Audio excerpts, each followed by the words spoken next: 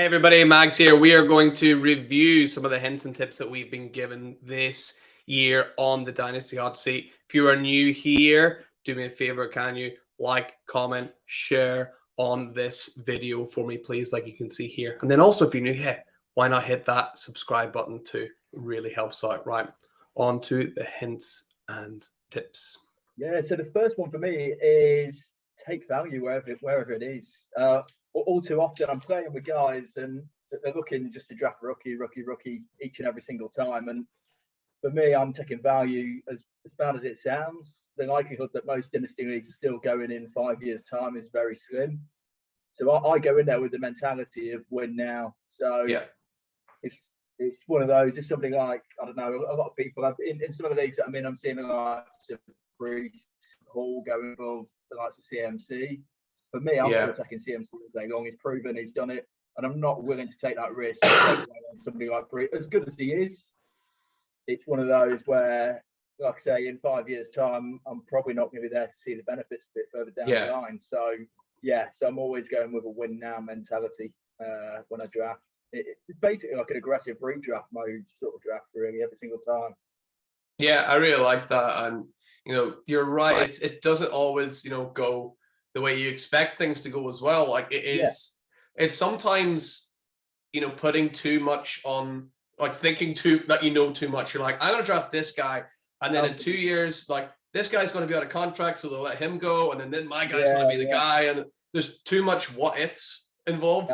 Absolutely. Yeah. So I think play to those strengths and take the proven thing is This is it. You've got to let the board play out. Like you say, if you've got, I don't know, in a lot of the leagues, a lot of the people that you play with tend to be going for so many youngsters and rookies every single time. Yeah. Some of the older boys out there, like Dalvin Cook, he's offering great value at the moment. I'm seeing from the Vikings coaching staff that they want to get involved in a lot more in the passing game.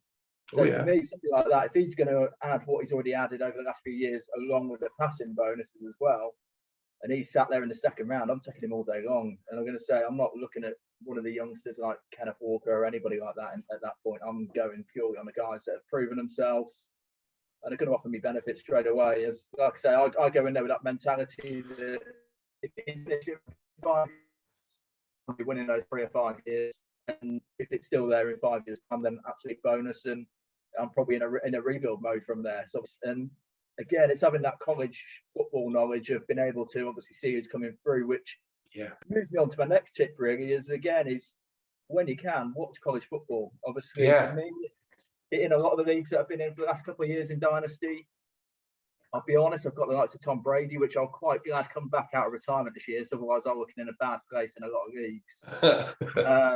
So again, it's looking at that. Obviously, I'm looking at next year thinking I'm going to get this year out of Tom Brady. And already I'm looking at the draft class next year, seeing the likes of CJ Stroud, Bryce Young. Obviously, these are guys that are going to do a job. And to be honest, they're a lot better than what we're in this year's draft class as well. Both of them two straight out the gates. So it's getting that knowledge on, straight away on who these next stars are going to be. As kind of contradicts what I say, but obviously you need to look at your roster and when these rebuild phases come around, it's knowing who to target. Yeah, I think like watching that college football and knowing about college football, I think just gives you that such an advantage as well. Like at the minute, I'm sort of a bit like, I'm a bit. Yeah, this is it.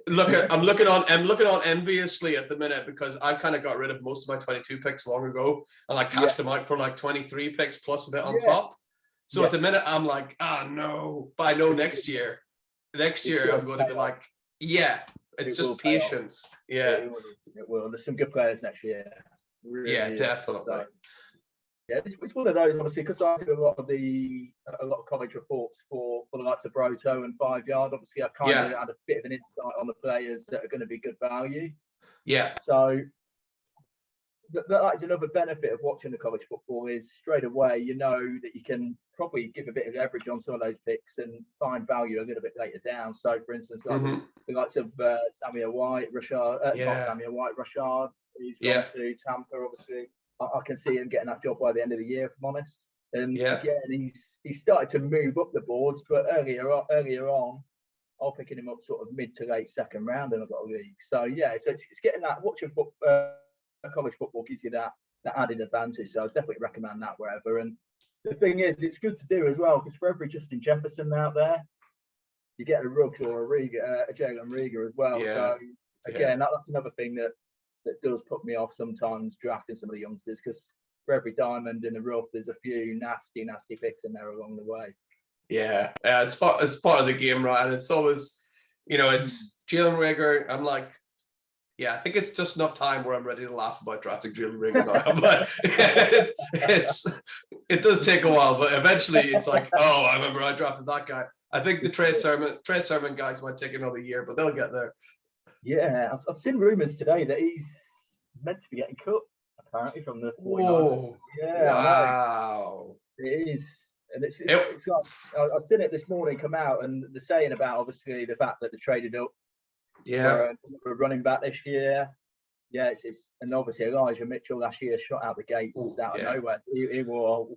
I'm quite glad in a lot of my leagues I managed to pick him up early weeks on the waivers. So he sat there, and again, it's one of those where even watching college football, I couldn't predict the breakthrough that he was going to get. But it's one of those. It's a great pickup on the wall. And I'm going to say that's another tip as well. Work that waiver wire as much as you can. Yeah, I know it's a given, but you need to be in there.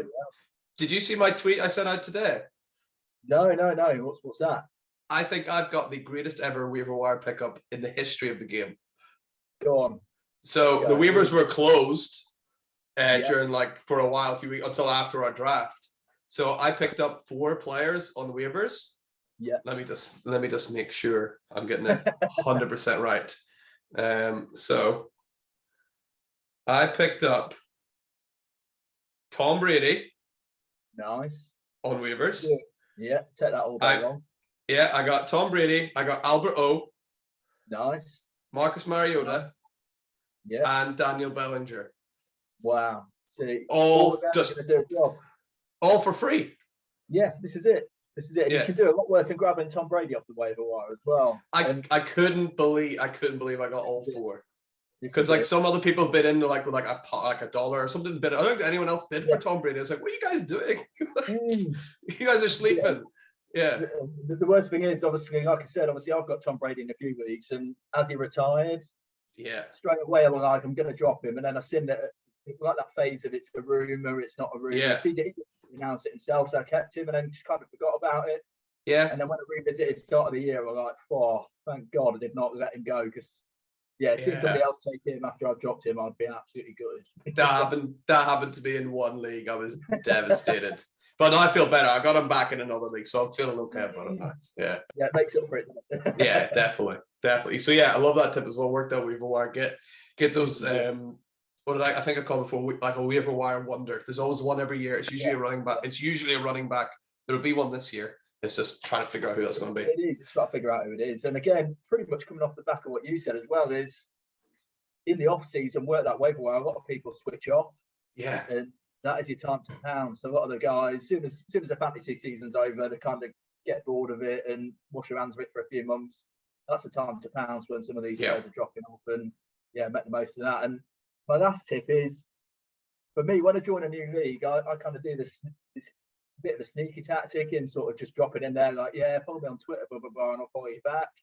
Yeah. Straight away, you get the insights into who they're wanting. And basically, in that added advantage, follow them on social media with your new competitors that you never played with. Make it out as if it's really nice, like, follow me on Twitter, do this, blah, blah, blah.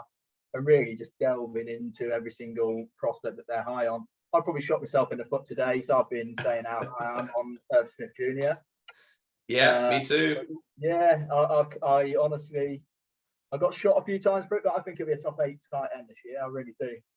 I don't see why not.